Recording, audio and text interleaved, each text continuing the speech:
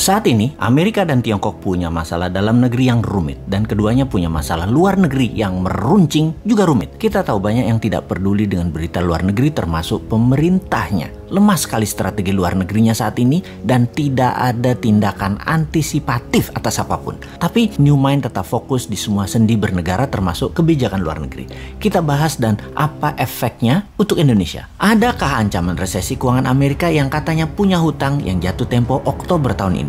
Lalu, apakah ancaman salah satu perusahaan terkaya Tiongkok yaitu Evergrande yang hutangnya mencapai 7.000 triliun yang terancam gagal bayar? Akankah bisa picu krisis keuangan di Tiongkok seperti subprime mortgage di tahun 2009 di Amerika? Apa dampak hal tersebut? 1. Melemahnya ekonomi Amerika dan Tiongkok kah? 2. Menurunkan kebutuhan komoditas impor seperti baja, nikel, besi, batubara, dan lain sebagainya. 3. Agenda investasi kedua negara tersebut untuk Indonesia bisa tertunda atau dibatalkan. 4. Menurunnya harga komoditas akan menekan harga ekspor Indonesia. 5. Sentimen negatif terhadap pasar modal. Mungkinkah? Jadi bagaimana kita melihat hal itu semua? Kita urai jawabannya satu persatu. Evergrande tidak akan sistemik, tidak akan seperti subprime, pasti akan dibantu pemerintah Tiongkok, tapi juga dijadikan sebagai collateral damage at the same time. Tesis common prosperity atau sosialisme garis keras akan berlanjut dengan beberapa penyesuaian atas beberapa tesis yang tidak nyambung dengan tujuan jangka panjang Tiongkok. Salah satunya kripto yang sudah mulai dilarang di Tiongkok selain mengambil sebagian kekayaan orang kaya di Tiongkok. Capital flight sudah dan akan terus terjadi dari Tiongkok dan Hong Kong. Beneficiary-nya atau yang diuntungkan justru Singapura dan Malaysia. Ini yang di Asia Tenggara, bukan Indonesia. Di Singapura sudah sulit saat ini untuk cari Rolls Royce dan properti lux karena sudah diborong oleh orang Tiongkok dan orang Hong Kong yang hijrah. Mereka juga sudah banyak yang mendaftar untuk jadi PR atau permanent resident dan warga negara Singapura. Jadi kita detailkan untuk menjawab pertanyaan. Nomor 1, Tiongkok akan mengalami koreksi ekonominya karena konsumsi domestik Tiongkok akan melemah. Sementara Amerika tidak akan melemah karena konsumsi domestik di Amerika masih robust. Bahkan Bank Sentral sudah mengisyaratkan akan melakukan tapering atau pengurangan QE karena ada kecenderungan untuk inflasi. Sebentar, sahabat perlu dijelaskan apa itu robust dan apa itu tapering. Kayaknya nggak usah ya, pasti sudah paham. Kalau buzzer pasti nggak paham.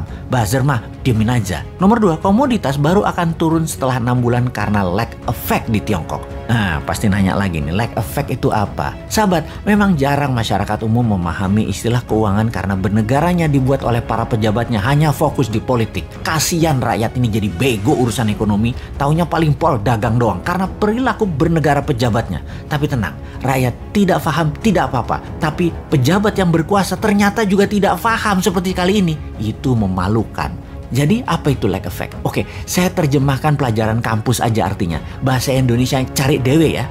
Oke, lag effect is the potential ineffectiveness in fiscal policy due to the time it takes to recognize an issue. Dah, itu aja artinya. Cari sendiri ya artinya. Kita lanjut. Nomor 3, capital flight dari Tiongkok nggak akan ke Indonesia. Amerika dan Tiongkok telah melakukan QE masing-masing sebesar 5 triliun dolar. Amerika 4 triliun, Tiongkok 1 triliun dalam 20 bulan terakhir. Tapi nggak akan ada imbasnya ke Indonesia secara berarti. Pasti pada nanya lagi, QE itu apa? Wes, kali ini Bosman jadi orang belagu dah, sok berilmu. Niatnya cuma satu sih, nantang manusia yang katanya terbaik bidang ekonomi. Oke, QE itu adalah quantitative easing. Terjemahan bebasnya adalah printing money, wes. Paham ya? 4, harga ekspor komoditas akan terkoreksi setelah 6 bulan dari saat ini, tapi akan bergerak hanya turun sedikit.